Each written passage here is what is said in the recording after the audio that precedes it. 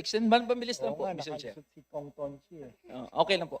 So, Ang pupuntuhin ko lang naman po, Mr. Chair, maganda po na admission from the DepEd 'yon, na ang rason kung bakit mababa ang investors' confidence dito sa bansa natin, mataas ang utilities, at grabe laganap ang korupsyon. So maganda po 'yun. So 'yun lang naman po, Mr. Chair, ang gusto kong i-point at magpapalista po ako for second round. okay. Thank you very much, Kong San Fernando. We now go back to the majority. May we call on Congressman Arnan Panaligan? You have the floor. Thank you very Thank much, our Vice Chair. No, this is a question addressed probably to our to DepDev. No, in your presentation earlier this morning, you mentioned that the one of the problems or the weakness in our economy is structural because we are more reliant on services, no, rather than industry. In fact, agriculture industry lag behind the services sector. And that could be the reason why we cannot provide better quality and better paying jobs to our people. So some economists refer to this as premature deindustrialization. That is, we leapfrogged from agrarian economy to services. So we skip that portion of industrialization. We know that manufacturing provides more jobs, better paying jobs and quality jobs, but we skip that eh. No? So, considering that situation, do we have a clear program, a roadmap, an industrial policy to reindustrialize, or to pursue industrialization and manufacturing so that we can provide better jobs to our people, such as shipbuilding. We buy our Roro ships from China. Our steel, we don't have an integrated steel mill.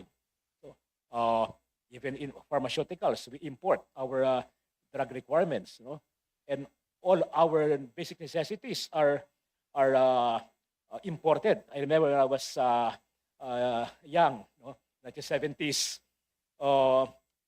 nakikita sa mga produkto natin made in the Philippines, but now made in China, made in Thailand, made in Indonesia. So anong programa natin to reindustrialize? If we deindustrialize, as some economists said, ano yung ating klarong roadmap to boost industrialization para maging matibay yung structure ng ating ekonomiya? At hindi tayo reliant lamang sa services sector. I think that if we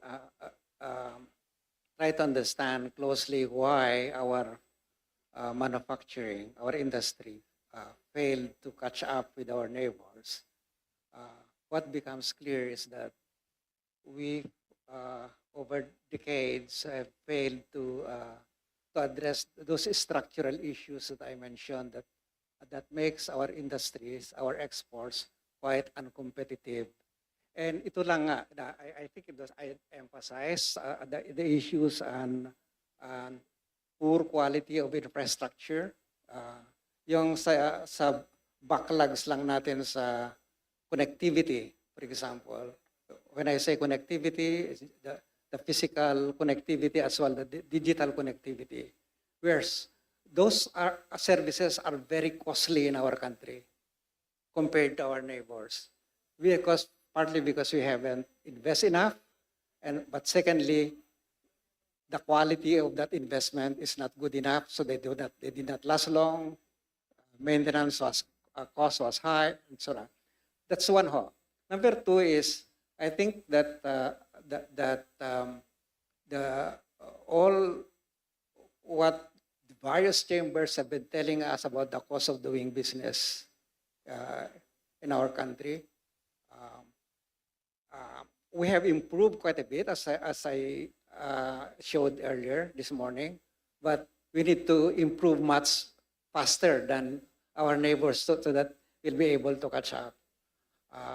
Just lang, doon lang ho sa getting permits to start a business or to close a business.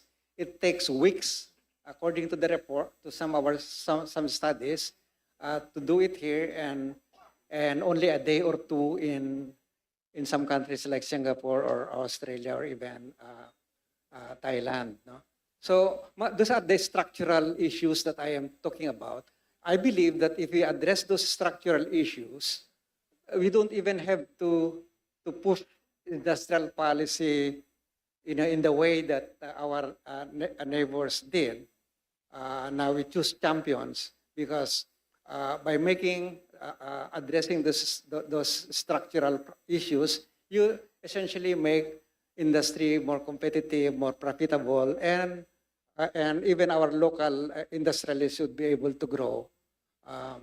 So but I think I also mentioned the need for a better and much more improved coordination between the public and the private sector, as well as across government. I think the public-private partnership is the way to go, especially in times when our fiscal issues are severe enough because of the so many development needs that we have to address all at the same time. But as presented this morning by BSP, our banks are awash with cash, with liquidity. Why are they not being invested? Where is this cash not used and not being invested for factories, it's because perhaps it's not profitable to do so unless we address these structural difficulties. And so that's what will create jobs if you are able to address those difficulties, Madam Chair. Yes, I agree with you, Secretary. No? You have to address yung bottlenecks sa infrastructure, yung high cost of energy, ease of doing business, etc. But unless and until we address that, hindi tayo magkakaroon ng strong industrial base. We will be trapped forever sa ganitong sistema ng ekonomiya na import-dependent, ang ibibigay natin ekonomiya ay low-paying jobs. I hope magiging aggressive pa tayo in promoting industrialization as a way to escape poverty. Anyway, thank you, Secretary. Going to dun sa DBM, although nag-increase ang ating budget from 6.7 trillion sa 2026 to 7.2 trillion for 2027, merong reductions yung mga mahalagang sektor, like agriculture, health, social services, education. What is the reason? Kasi tumaas naman yung ating proposed budget from 6.7 to 7.2 trillion. But nagsuffer yung mga mahalagang sektor na ito that have a direct impact on poverty reduction.